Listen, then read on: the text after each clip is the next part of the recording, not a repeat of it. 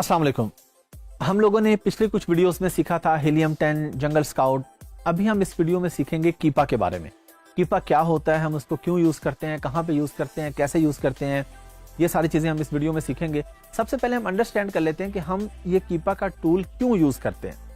ये हमारा mainly use होता है होलसेल या ड्रॉप शिपिंग के मॉडल में।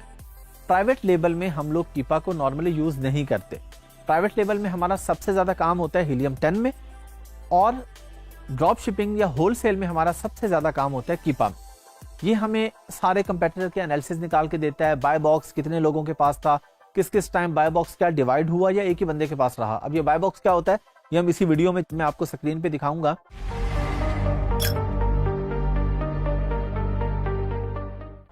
तो हम ये सारा कीपा में देखते हैं। कीपा हमें बताता है कि बाय बॉक्स रोटेट हो रहा है या नहीं हो रहा। अगर हमें कोई प्रोडक्ट ऐसी मिलती है जिसमें बाय बॉक्स रोटेट ही नहीं हो रहा, एक ही बंदा बेची जा रहा है, तो हम ऐसी प्रोडक्ट में नहीं जाएंगे, क्योंकि हमें नजर आ रहा है कि अगर 30 डेज या 90 डेज का हमने डाटा उठा के देखा है और इस प्रोडक्ट में एक ही बंदा बेच रहा है, तो हम ऐसी प्रोडक्ट में जाने से परहेज करेंगे। दूसरी चीज, हमें ये कीपा वेरिएशंस का बताता है कि अगर एक प्रोडक्ट में ज्यादा वेरिएशंस है, 4 या 5 वेरिएशंस है, तो हमें ये बताता है कि कौन सी वेरिएशन ज्यादा बिकती है।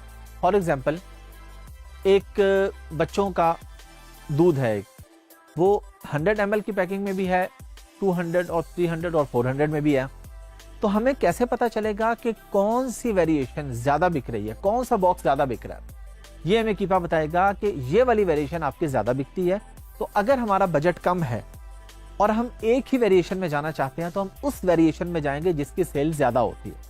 हम उस वेरिएशन में नहीं जाएंगे जिसकी सेल कम होती है। फिर ये हमें रैंक बताता है। बीएसआर हमने सीखा हीलियम 10 में। ये हमें रैंक बताता है कि इस प्रोडक्ट का बीएसआर कहां से कहां तक रहा है। यूएस मार्केट में होलसेल में जब हम जाते हैं, तो हमारा टारगेट होता है कि 80,000 से कम बीएसआर होना चाहिए। अब ये 80,000 से कम का मतलब ये नहीं है कि हर प्रोडक्ट हम 70 या 80,000 पे जाएंगे। आइडियली 40,000 से कम, और लास्ट लिमिट हमारी 80,000 है कि 80,000 से कम होना चाहिए। और यूके की मार्केट में हमारा बीएसआर 50,000 से कम होना चाहिए होलसेल में, हम जिस प्रोडक्ट में जा रहे हैं। क्योंकि अगर किसी प्रोडक्ट का बीएसआर ही अच्छा नहीं है, यानी बेस्ट सेलर रैंक ही अच्छा नहीं है, उस प्रोडक्ट की सेल वेलोसिटी नहीं है, तो हम ऐसी प्रोडक्ट में होलसेल करके क्या करेंगे कि हम ब्रांड से अप्रूवल लें, परमिशन लें, फिर प्रोडक्ट बाय करें, बाय करके अमेज़न के पास रखें। और अगर उसके डेली के ऑर्डर ही 2-3 आते हैं और 3-4 लोग ही बेच रहे हैं, तो किस किस के पास बाय बॉक्स आएगा और कौन कौन कितना कितना बेचेगा। इसलिए हमने इन सारी चीजों का ख्याल रखना होता है। बीएसआर भी हम लोग सीख चुके हैं, बेस्ट सेलर रैंक कहाँ से चेक होता है ये भी हमें पता है। एसिन क्या होता है, एसिन हमें चाहिए क्यों होता है। एसिन हमें चाहिए होता है कीपा के अंदर, जब हम देखते हैं कि कोई एक वेरिएशन अच्छी बिक रही है, तो हम जाके उस वेरिएशन का एसिन देखते हैं, फिर हम उस एसिन के अगेंस्ट जाके अपनी लिस्टिंग करते हैं, उसको मी टू करते हैं। जब हम लिस्टिंग क्रिएशन पे जाएंगे, फिर मैं आपको सिखाऊंगा कि प्राइवेट लेबल की लिस्टिंग क्रिएशन कैसे होती है। और अगर आप कोई प्रोडक्ट होलसेल कर रहे हैं, तो उसको आप सिंपली मी टू किस तरीके से करते हैं। मी टू की टर्म बहुत आसान चीज है, जब आप ये करेंगे आपको पता चल जाएगा। हमने अपनी रिसर्च के दौरान कौन कौन सा टैब कीपा के अंदर देखना है, यूज करना है, उसको हम मेनली देख लेंगे। और फिर जब हम बाकायदा होलसेल के टॉपिक्स में जाएंगे, वहां पे हम मजीद चीजें सीख लेंगे। अभी हमारा इस वीडियो में सिर्फ टॉपिक है कीपा के बारे में। मैंने आपको बता दिया कि ये क्या होता है, क्यों यूज होता है, और इसका एक ओवरव्यू हम लेते हैं। आइए चलते हैं।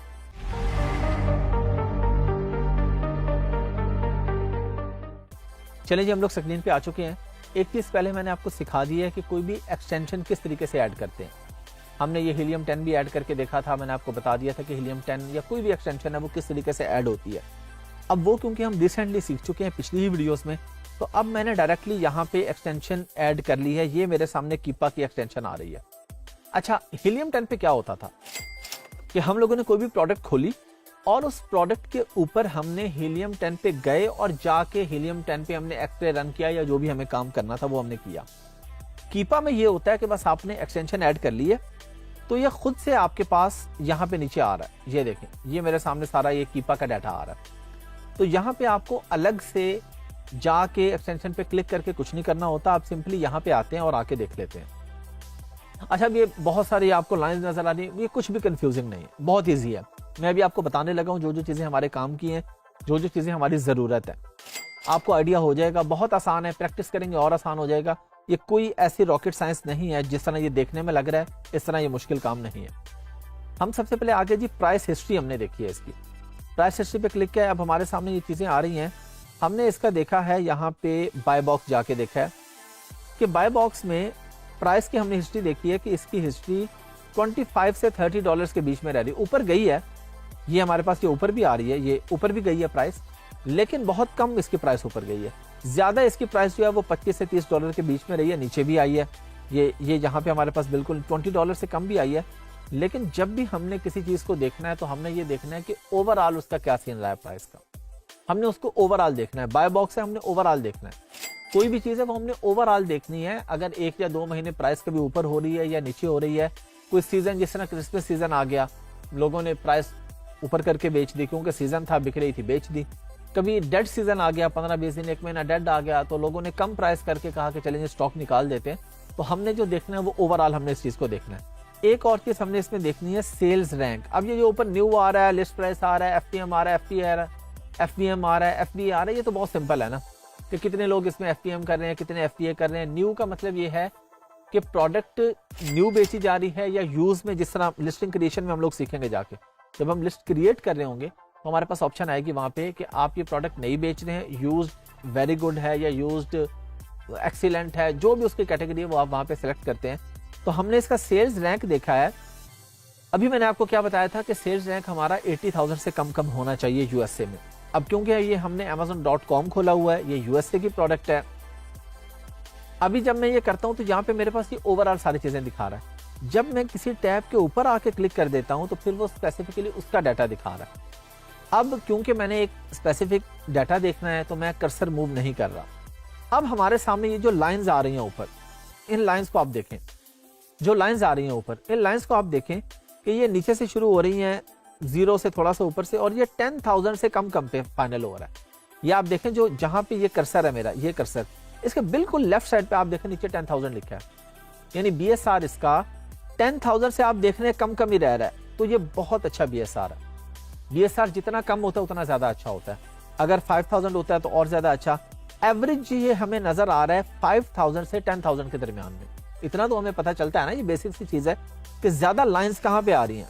ज्यादा आप देख रहे हैं 5,000 से 10,000 के बीच में, और उधर 5,000 से कम वो कम लाइंस है। थोड़े अरसा ऐसा हुआ है कि वो उससे नीचे गया है, उससे नीचे तो जितना कम है बहुत अच्छी बात है, लेकिन 10,000 भी एक्सीलेंट बीएसआर है। यूएसए के अंदर किसी भी प्रोडक्ट में अगर आप जाते हैं, अगर लेस देन 10,000 या लेस देन 20,000 का बीएसआर आ रहा है तो ये होलसेल की या ड्रॉप शिपिंग की बहुत ही क्लास की प्रोडक्ट हो सकती है। अच्छा, अब हम इसके अंदर जाते हैं। ये हमारे पास आगे ऑप्शन आती है, ट्रैक प्रोडक्ट में हम नहीं जाएंगे, हम किसी प्रोडक्ट को ट्रैक नहीं कर रहे। ये हमारे पास डाटा आ रहा है, कुछ डाटा का टैब आ रहा है, बाय बॉक्स का हमारे पास आ रहा है, और बाय बॉक्स के ये हमारे पास डाटा आ रहा है, रेंज इन डेज लिखा आ रहा है, 30, 90, 180, 365। नॉर्मली जब हम काम करते हैं तो हम 90 डेज का डाटा देखते हैं, हमने 90 डेज का देखना होता है। वैसे आप 30 का भी देख सकते हैं। अब यहाँ पे 90 डेज में हमने क्या देखा है, बाय बॉक्स के बारे में हमने देखा है कि बाय बॉक्स सब लोगों को मिल रहा है। ये देखे ना, इसका मतलब है कि जितने भी लोग इस लिस्टिंग पे बेच रहे हैं सबको ही कहीं ना कहीं बाय बॉक्स मिल रहा है। किसी को 7%, किसी को 6%, किसी को 4%, 2%, 1%, लेकिन बाय बॉक्स मिलता जा रहा है सबको। अब ये इस पे हम और नीचे जाके देखते हैं। अच्छा, इसमें एक चीज हमारे पास एक और हमें नजर आ गई कि ये एक 0% लिखा आ रहा है, 0%, ये 0% रेटिंग। इसका मतलब है कि ये न्यू अकाउंट्स हैं। ये जो रेटिंग का टैब आ रहा है ना, यहाँ पे हमारे पास बेसिकली ये हमें बता रहा है कि कितना पुराना अकाउंट है। अब ये 0% रेटिंग है, इनकी न्यू अकाउंट्स हैं और इनको भी बीएसआर मिला है। इसका मतलब ये हुआ कि ये बहुत ही अच्छी प्रोडक्ट है होलसेल के लिए। लेकिन अब आप लोग सोचेंगे जी इतनी अच्छी प्रोडक्ट है, वीडियो में मिल गई है, आज ही शुरू कर देते हैं। मसला ये है कि ये ब्रांड आपको अप्रूवल देता है कि नहीं देता। अभी तो हम सीख रहे हैं ना, हम एक ओवरव्यू ले रहे हैं।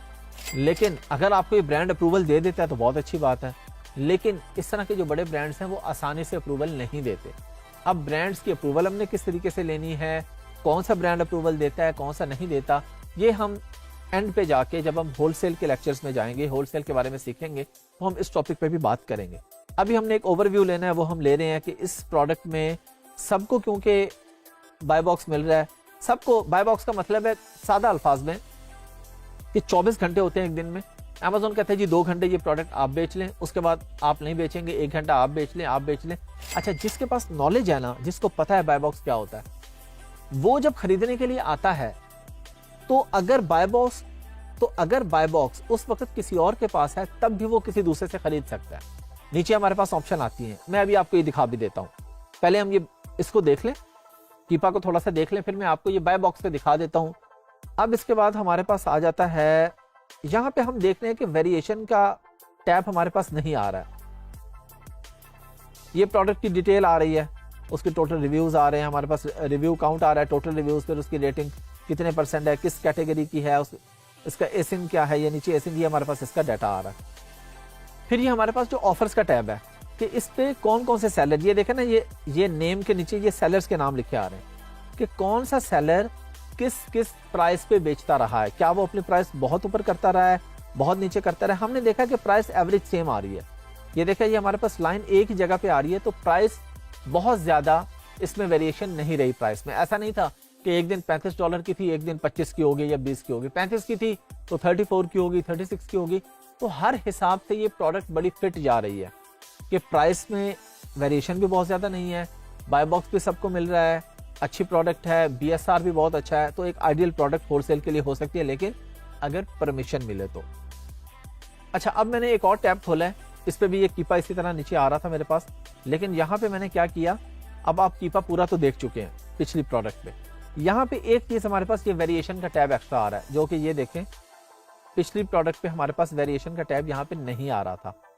तो क्योंकि ये वेरिएशन वाली प्रोडक्ट है जिस पे अब हम गए हैं, तो यहाँ पे हमारे पास वेरिएशन का आ रहा है। लेकिन वेरिएशन पे जाने से पहले मैं आपको डाटा और बाय बॉक्स का बता देता हूँ। यहाँ पे भी ये डाटा में बाय बॉक्स आ रहा है। पिछली प्रोडक्ट में हम डाटा पे गए, बाय बॉक्स पे गए, 90 डेज पे गए, तो इतने सारे लोग आ रहे हैं और सबको बाय बॉक्स पे मिल रहा है। लेकिन जब हम यहाँ पे गए हैं तो ये देखें, सिर्फ 2 लोग हैं और बाय बॉक्स 100% अमेजोन के पास ही रह रहा है।